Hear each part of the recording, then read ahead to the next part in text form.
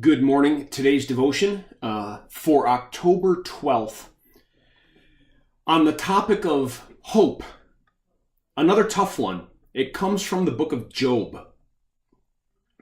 Job says in Job 13:15, "Though he slay me, yet will I hope in him. I will surely defend my ways to his face. Though he slay me, yet will I hope in him." Well, many of us know the life of Job. Here you have a godly man, a faithful man, a righteous man, a good father, a good husband.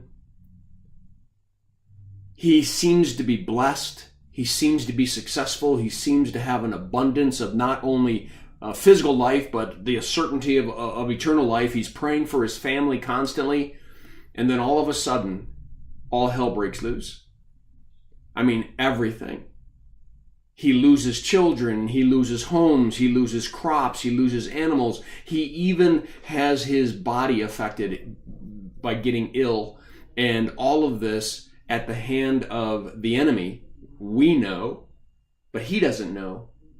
We know because we have the story, the book. We can read it. But while it's happening, he's wondering what God's up to. And one of the things that amazes me about Job is when all of this took place, when it first took place in the early chapters, it says that he sat down in the ashes and waited for the Lord and said, "The Lord gives and the Lord takes away. Blessed be the name of the Lord."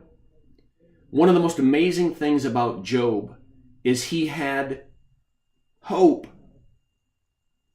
when there was no reason to have hope.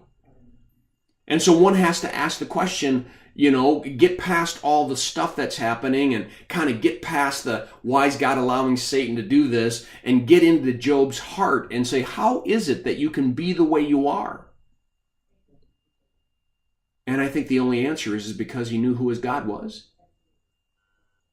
Although the things happening in his life were uncertain and they were changing drastically and he didn't have an answer to all those questions, the one thing he knew that was God was good and that God was unchanging.